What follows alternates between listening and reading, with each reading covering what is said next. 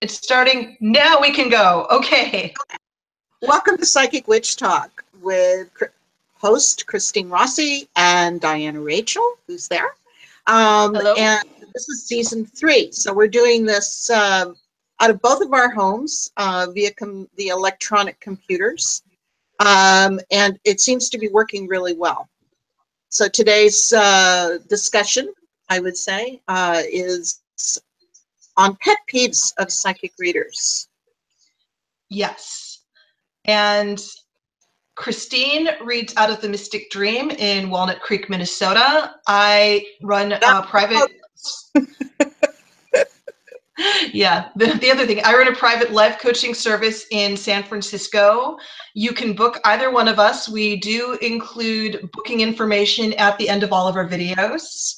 And also, we've given you lots of binge watching witchy material. We do encourage you to subscribe and share with anyone you think is interested in this. Absolutely. Absolutely. I'm sorry to cut you off. You said Minnesota, and I'm like, no, I'm not living in Minnesota. Oh my God, I did it again. I'm so sorry. Walnut Creek, California. I know I'm in California. I'm not in denial anymore.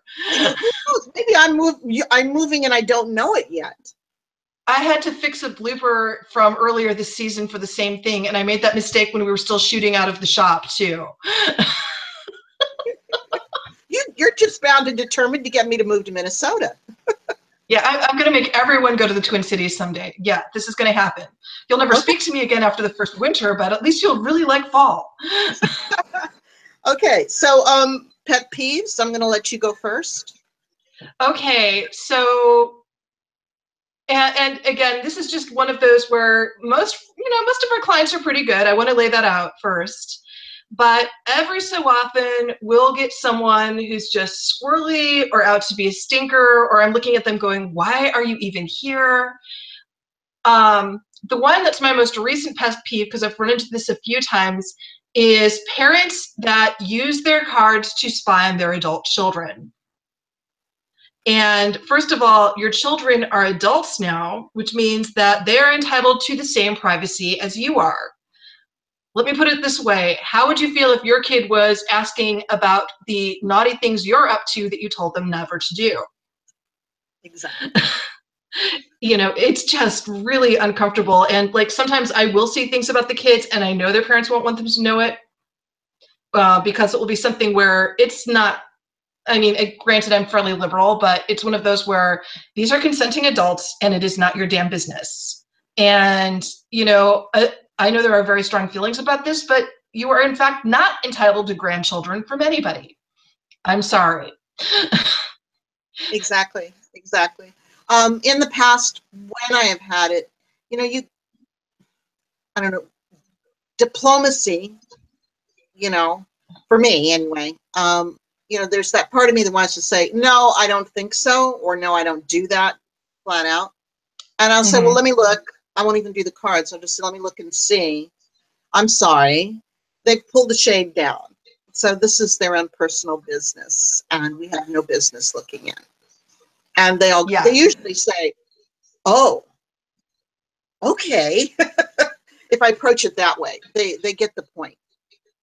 I think I'm going to borrow that one. Yeah, they just pull the shade down so I can't see anything, which is telling me they don't want me to look in on their private life. And I'm not going to psychically invade their private thoughts. Yeah. I think usually what I've done to date is I will tell the parents enough that if there's like a health problem or something that I know will affect the parent's life, then I will mention something. But if it is something that doesn't affect the parent's life, I will say, that seems like a private area, or, what I'm getting, you'd probably, maybe you should just wait until they're ready to talk to you about it. Yeah. Whatever it is. Yeah. And really, if you're at a point where you're going to a psychic reader to find out what's going on with your kids, it's not a psychic reader you need to be talking to. It's either your kids or a therapist for people to talk to about what's going on in your relationship with your children that you don't feel okay just asking them this stuff. Yeah. Yeah, I agree. I agree. I have a similar one, not exactly the same, but similar. Have you ever had the mother come in with the child for reading? Oh, yes, often. That's kind of a They're, routine part of shop work. they're constantly interjecting, you know, this happened Yeah. and that happened, and the poor, I would say child, but it's a young adult, is, like, Hmm. uh, they don't get to say anything. I usually have to put my hand on the mother's hand and say, I need to talk to them. you know, I have Yeah. I realize that you're trying to be helpful. Appreciate that, but you have to be quiet now so I can do the reading. But there's a lot of times that mom's in charge, and even though the young adult is a young adult, they still haven't found their Hmm. place. Yeah. I've seen it happen even with middle-aged adults and older people, where that dynamic is still there. And I have had cases where someone will come in with their parent or with the child that has that kind of personality where they're interjecting a lot. And then they will go through the reading and come back later and say, okay, now really read for me without their energy around. And usually there is stuff that they wanted to talk to me about that they didn't feel comfortable. Now, how do you feel about people bringing in kids under 18 for a reading? I've only done one or two, but it hasn't been with the parent, actually. I usually draw the line at 18. There was a young 17-year-old, which I should say an older 17-year-old, Mm-hmm. who was graduating this year and was not living at home with the parents. They were living with an Alzheimer grandmother, which Mm-hmm. was an interesting scenario. So she was pretty much in charge of her own life. And she came to get clarification on what college she was going to. And I asked halfway through the reading, are you 18 yet? And she said no. And I thought, so I just told her, as a rule, I don't do under 18, period. Period. But in your Okay. particular circumstances, you're pretty much Yeah, because I do psychic life coaching. Sometimes it will bring in kids. It will bring in kids, but I never do that without the parents present. And I have done shop readings where there was one kid who, like an 8-year-old, who asked for a tarot reading for his birthday. And I'm really hoping that that reading led the parent to take the child to some kind of mental health thing, because it was the only way he could get them to help him find something to cope with what was going on with his family. But that was an unusual circumstance. And I have done like egg rolls in children and cleansings, and that's part of the witchcraft service because stuff can happen with kids. And, especially with some of the kids where there's so many more with overt psychic talents coming out now that aren't being immediately smacked down on like we were. And it's better to have someone around to at least coach the parents in helping them deal with those abilities, but also how to stay connected to material reality so they can still function at school and have social relationships and just, have some foundations in coaching that we didn't get. exactly. Yeah. I do recall around 3 years or so ago that there was what's the term? Helicopter parent um, Yes. worried about their teenager Mm-hmm. and had been doing magic for them and a bunch of stuff. Mm-hmm. Had gone through a very ugly divorce, and the child was withdrawing more and more. And they brought them in and said, I want you to do a reading for them, and I'll sit outside, which was interesting. And for the for the most part, I just told them that if you need somebody to talk to, you can come back and just talk. Not readings, but just come back and talk. And have you gotten a family counselor or someone that you can go to, because you need a third party that is non-interested to hear your side of the story. And she was not happy with what I told her. So, yeah. Because most of the problems that he had was his mother, not his father. Well, so of course she didn't she probably on some level knew that too. I mean, I've encountered the parents where I'm going to take my kid to therapy to make them how I want them to be. And Exactly. that's always the first sign that the parent is doing that is the problem, always. Yes. I've run into situations, especially on the life coaching end, where people want me to basically serve as their therapist, and that is not what I do. You know, I will guide you towards things that are therapeutic, but I cannot give you therapy. And if you're looking at for things like anger management or, you know, basically coping during grief, I can do some trance journeys and this stuff, but you still have to go see a therapist to do the day-to-day work. And there's a lot of people who go see a psychic because they stigmatize getting mental health care still. You know, it's all part of the same spectrum. Taking care of the spirit is an important aspect of mental health care, but someone who specializes in neurology and the way the brain works and behavior, that's something you don't learn when you're dedicating your time to learning tarot and learning esoteric arts. I agree. I've had a few that were came in and they wanted me to scan, which I can do. You know, scan my body. Yeah. Do I have any? What is it? The STD?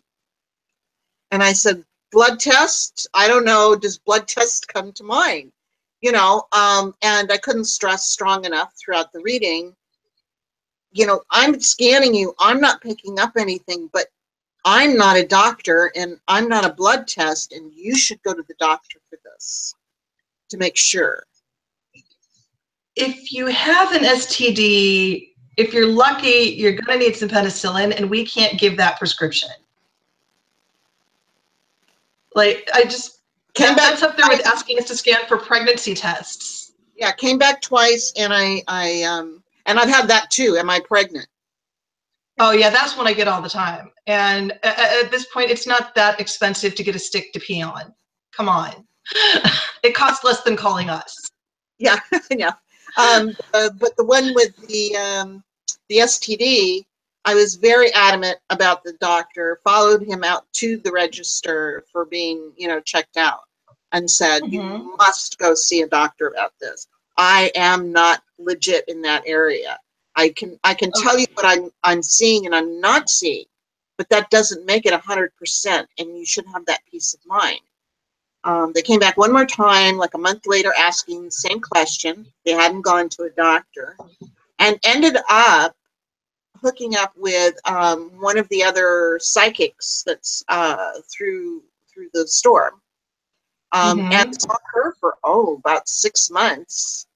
And I did ask, and she said, "Yeah, I got asked the same thing. We're working on other issues." My brain hurts from that one. It hurts. And I'm also probably going to have to add some stuff to this video about places to get free STD screening now. So I really do, you know, and psychiatric support. Psychiatric support. Yes. I mean, I can Which is something to a point, and I do mean to a point. I know my limitations, you know. And I can work with energy, and I can work with counseling a person up to a certain point, but I'm not a qualified therapist. And I keep saying I am not a qualified therapist. I do not have a PhD to hang on the wall. You need to go find somebody who is certified in that area that you're comfortable with. Yeah. And I think a lot of people, one, there is still so much stigma around mental health. Clearly there's some stigma around STDs, or I think that we call them STIs now. I have no idea what the reason for the nomenclature change is. It's just a thing. But one of the things that I've been trying to do, and I was trying to do when I was still worked at the shop, is I wanted to start putting together some kind of reference file of therapists and doctors and free clinics and places to get low-cost psychiatric care, just because sometimes people will you know, it's one of those where I think part of the resistance is getting medical support or getting mental health support is an ongoing expense. So they'd rather put the money on a psychic, which is a one-time thing most of the time, or like a once every 5 or 6 months thing, than putting that drain on the finances from going and getting the proper care. And a lot of that, and this came up so much in my work, and it's one of the reasons why I shifted from psychic reader to psychic life coach, was making plans for people to go and find that help that they needed. Yes, absolutely.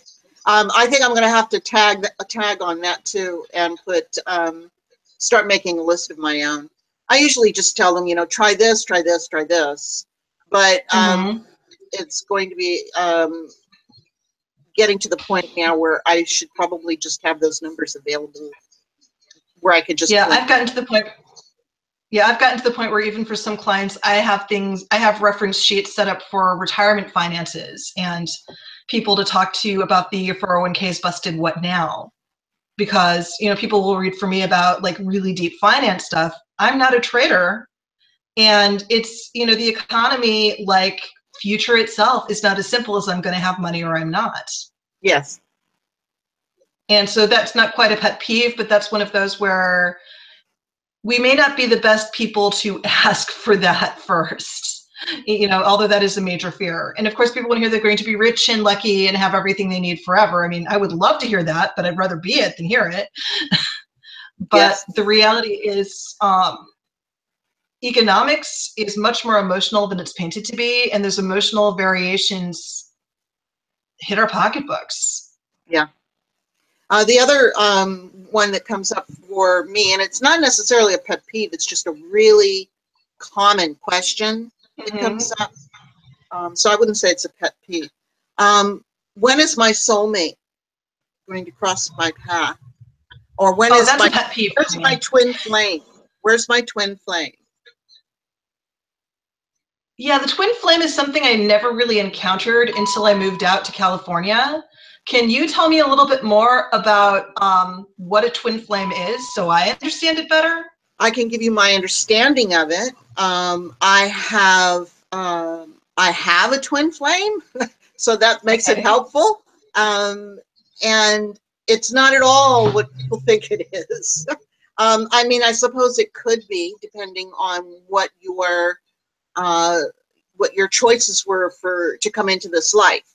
So if you were coming in, it's great romance where the guy rides in on the horse and sweeps you off your feet and you ride off in the sunset. Yeah, just saying.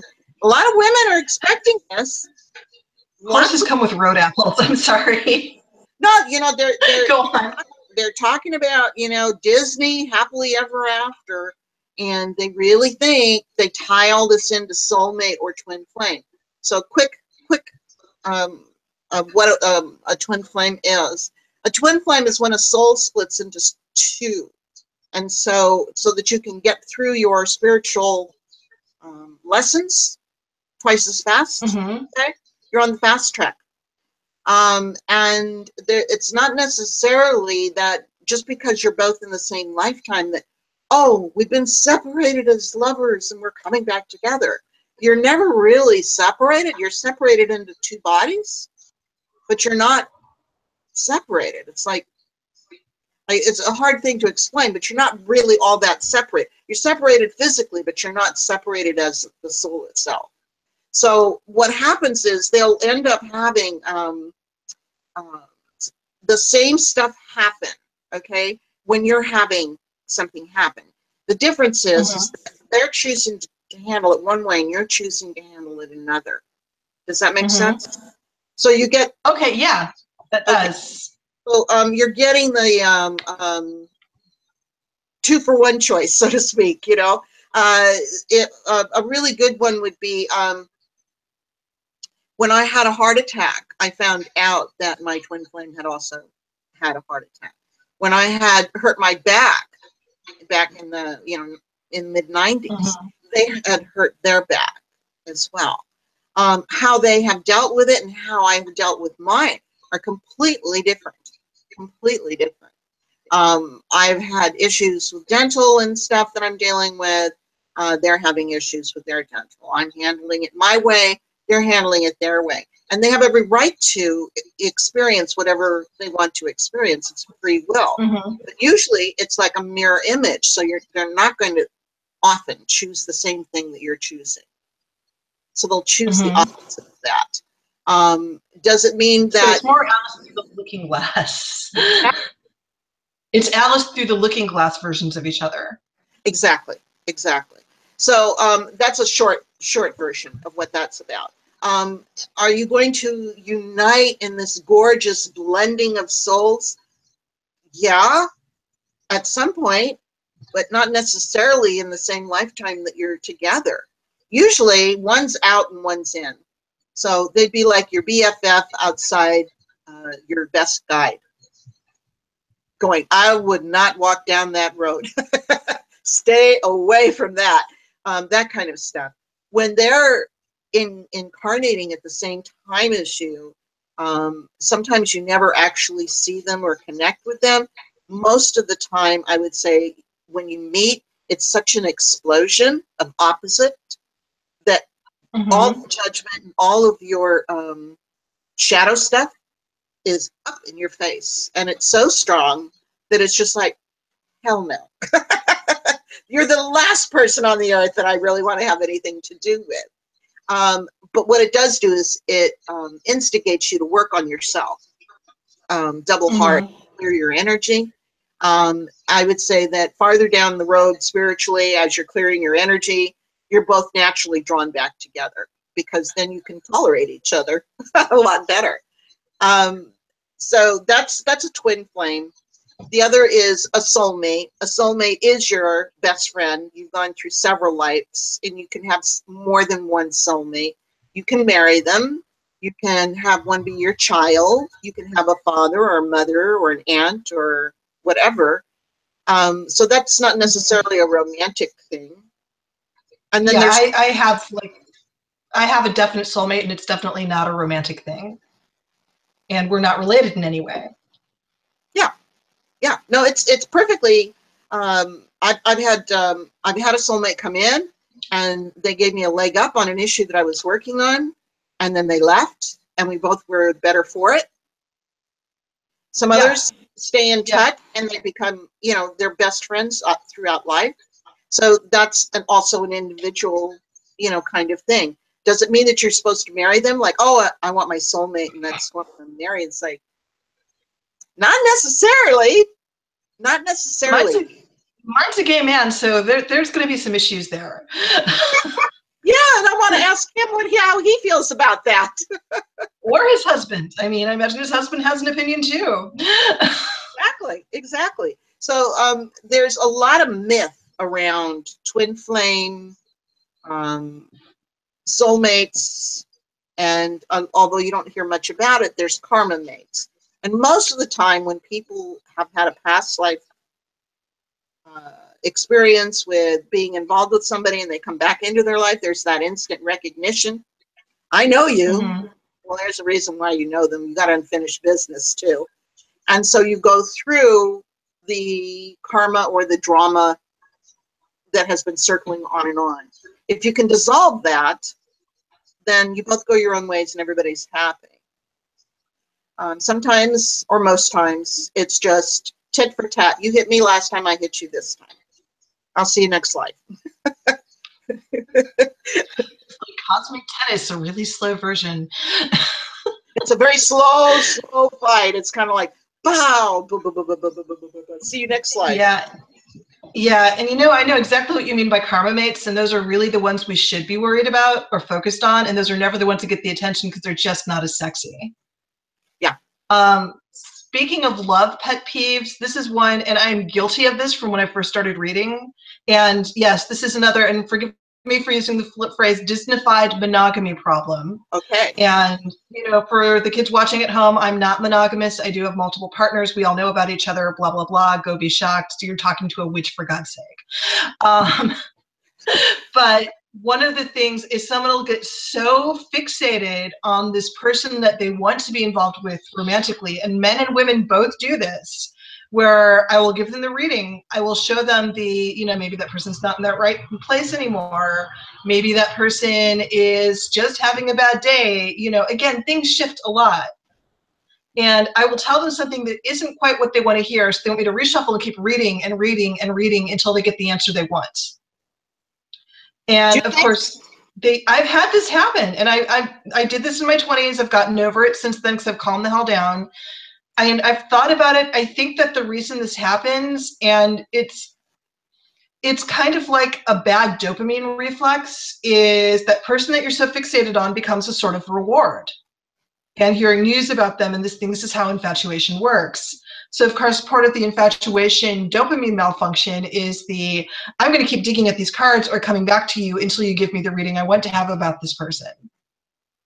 Yes. In the hopes that somehow that will happen.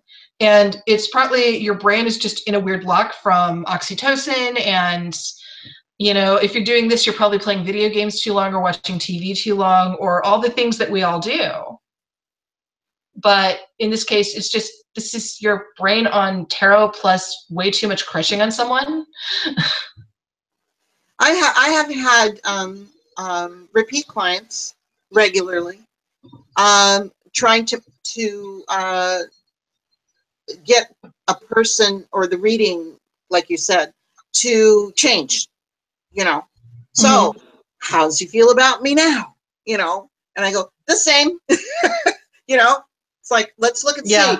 Yep, you're still in the same place, and yes, this is still going on. How long would you like to hold on to this situation? You should be looking outside so that you can, find something else at this point. But they, periodically, I find out that, they come in for a reading or whatever. And yes, they've gone back to it, and it's almost like an addiction. Yeah. It's pretty close to it. Well, there's two things going on is where it could be the addiction part. The other part is just not understanding that, first of all, especially if you want to work love magic, you actually need to have there has to be some kind of relationship and some degree of interest there for any effect to happen at all. A lot of people don't understand that you can't just go, oh, there's that cute boy I've never spoken to.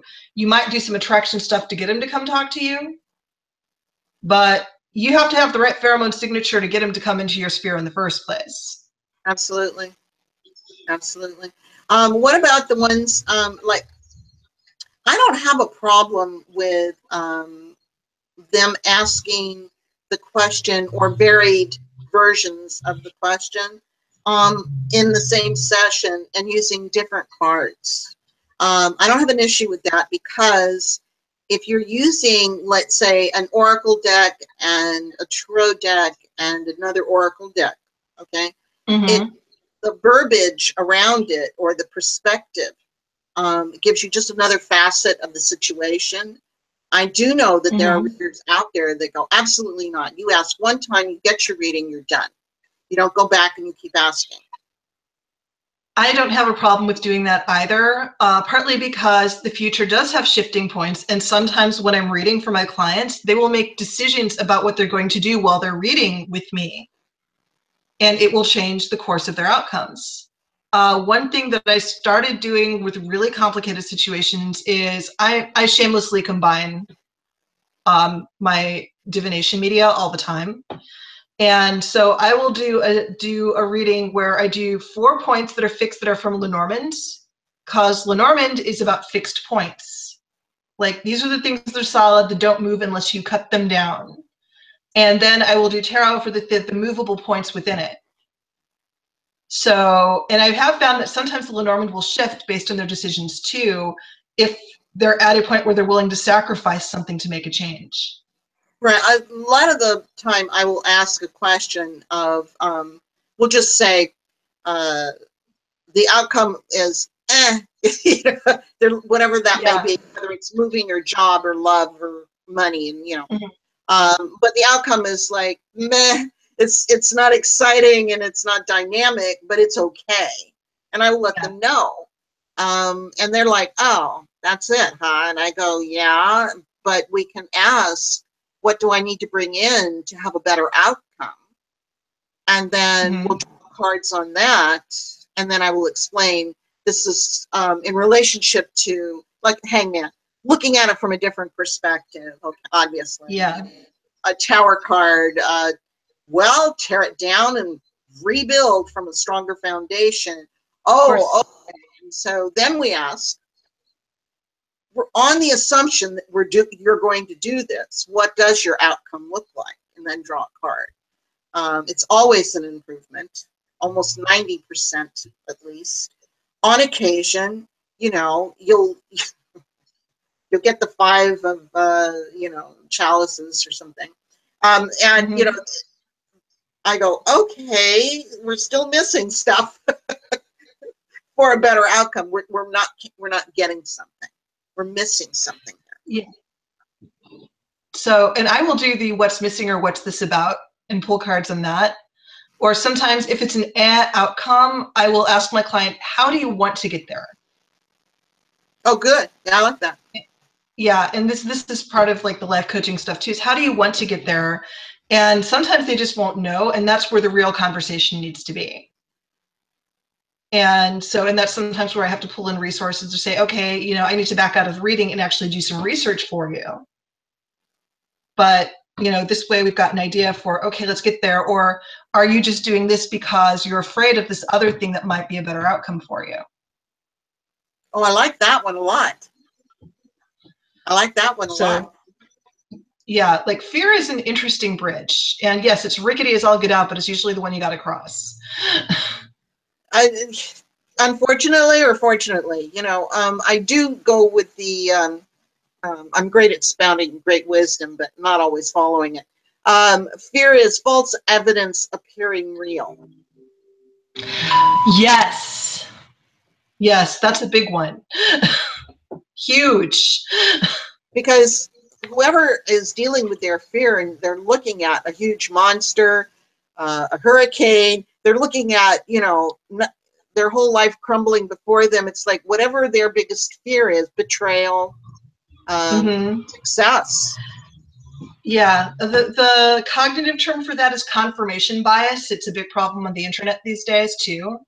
But it's something that we all have, is where we look for things to support what we believe to be true rather than letting the facts lead us to a different, possibly more objective truth. Yeah. So this is where someone is wrong on the internet comes from. Okay, good to know. Good to know. You mean not everything that I read on the internet is true?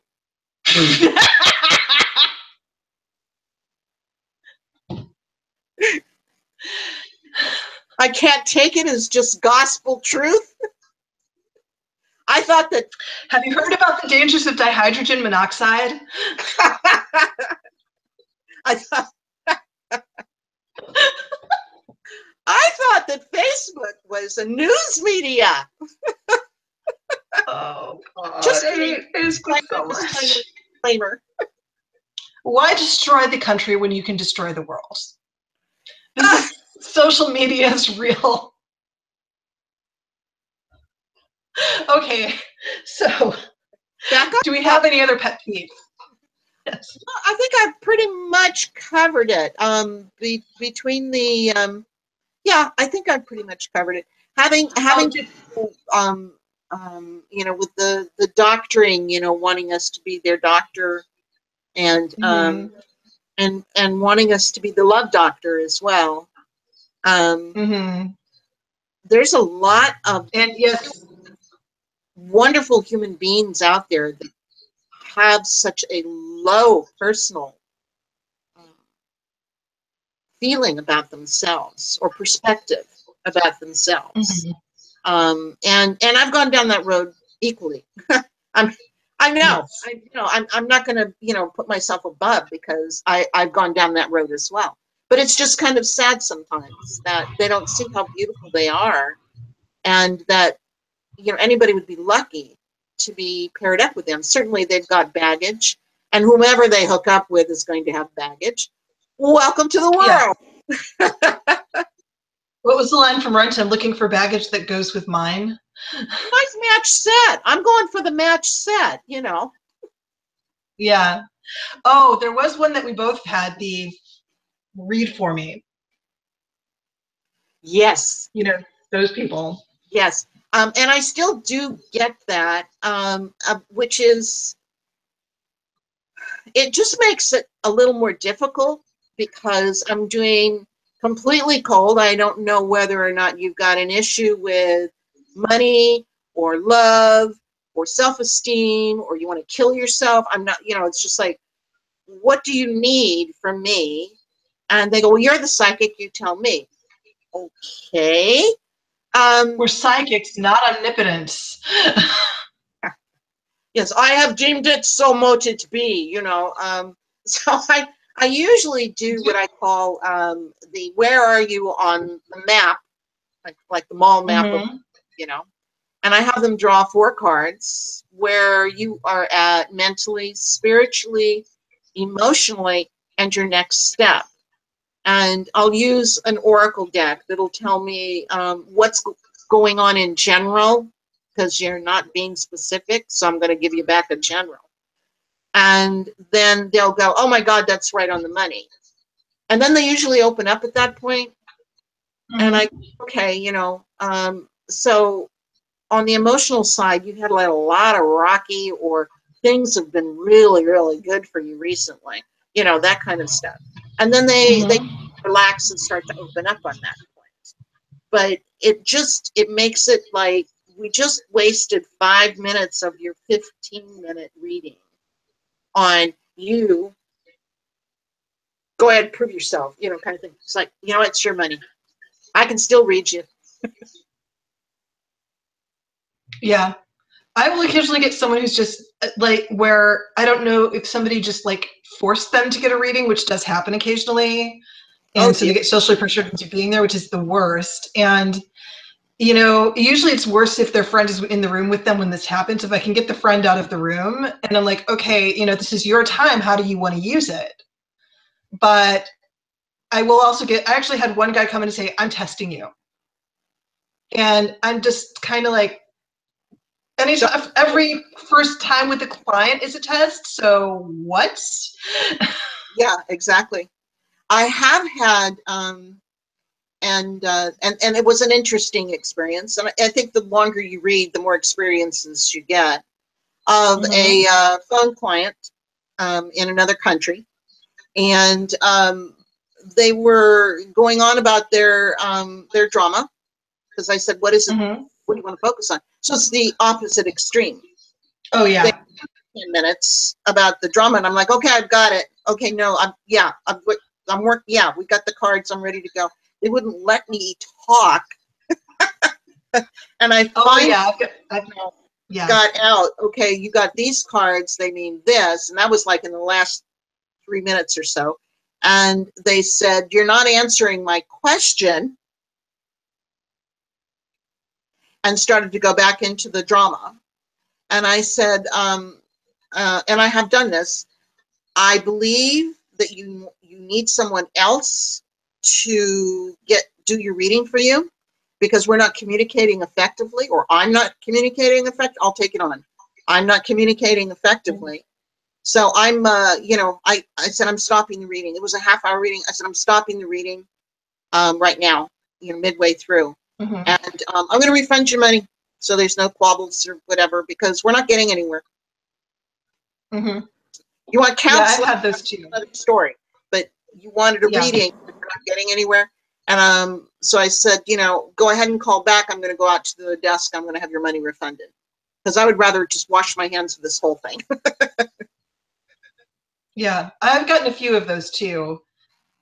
Usually I will try to corral them. There's once or twice where I felt the situation was serious enough that just listening was okay, but it did end up biting me in the ass later. Because then it was oh, well, why don't you have all this time for me? Or why aren't you doing it at this lower rate? Or blah, blah, blah. And I'm like, well, you're the one who used my time and yours this way. And, it's that thing where sometimes people aren't looking for a psychic. They're looking for a friend to listen to them vent. Thank you. You nailed it. Totally nailed it. There's quite a few very sweet people, not not Mhm. with the heavy drama, but just very sweet people that come in for readings because they're very lonely. Yeah, yeah. And I have compassion for that. And a lot of the times, for the ones that don't start going on and rambling, I will usually talk to them about ways to get non-toxic people into their lives, because usually they're lonely because the people that were around them were so toxic that they did do the work of cutting that out or something collapsed, but then they need to be taught how to find people that are healthier for them. Yes, yes, yeah, I agree. And I'm going to add this. This is not a pet peeve. This is just we're talking about readings in general. That I have had, I'll say, mentally slow, because I don't know what the politically correct term would be. Mm-hmm. Someone who had come in and they're looking for love just like anybody else, you know. Mm-hmm. They're not doing anything active to in their life to pursue that. They're waiting for that person to knock on the front door and walk in, you know. And I told them the same thing that I would tell anybody else, and that is, Mm-hmm. you know, get into a social group that Yeah. has similar interests that you're interested in, whatever that might be, whether it's gaming or reading or sports or whatever you like. Go to a group that has those people in it, and you're bound to hit it off with somebody to at least exchange viewpoints and stuff, you know, and then you take it from there. Yeah. The path excuse me, bleh. The path to true love is where you are the most dorky. Yes, I agree. I'm a dork. I think everyone has something that they're just like secretly like super geeky and super nerdy about. And I'm like, I've made my life of being a nerd. And those things that you like geek out over are the places where you connect to people in a real way and have the real relationships. I agree completely. You know, lucky for me, I happen to, you know, have multi interests. And so, you Mm-hmm. know, I do have, you know, I have a friend for this, and I've got a friend for that, and I've got a friend for this. And this friend won't talk to each other because they have nothing in common, but I've got, you know, different interests in different things. Which is a healthy way of going about it. And it can take a lot of time to cultivate, Well, but it's worth doing. yes, I think so. I truly do think so. So, got anything else, or are we wrapping up? Uh, I think we've got enough to wrap up. I think we've got a pretty full show. Yeah. Yeah, so again, I'm Diana Rachel with Diana Rachel Psychic Life Coaching, or Tarot Real Psychic Life Coaching, depending on the day and my mood. I read out of San Francisco, California. I do take appointments by phone or in person or occasionally by Skype, but I have to like you for Skype. And we will have information. We'll probably be chopping this video into smaller videos for the short attention span generation or people watching on their work commutes. And all the information for contacting us will be on the end of the videos. Please like and share and subscribe and yay. And so, Christine? Yeah, I'm Christine Rossi. I do readings out of the Mystic Dream in Walnut Creek, California. I know we're in California. I know that, really. And you can also, I think that it'll be on the credits or whatever at the bottom, to check out my page. I'm actually considering doing a workshop or a teaching thing on twin flames for those that are interested. Hopefully will be coming up in January, I'm hoping. I still have to work on my outline and all the little details and things in between, but I'm really looking forward to it because I think it's important to get out that, make people clear or get them clear on what it is that they think that they're asking for. Yes. And Which is a whole other project. it's a whole other project. So do we have any questions from our friend who's on? Hey, Caitlin, you have any questions for us? No. I really appreciated hearing the explanation of what a twin flame is because I've definitely heard people in the witch and pagan community talk about it, but I've never heard the explanation before. So that was kind of nice.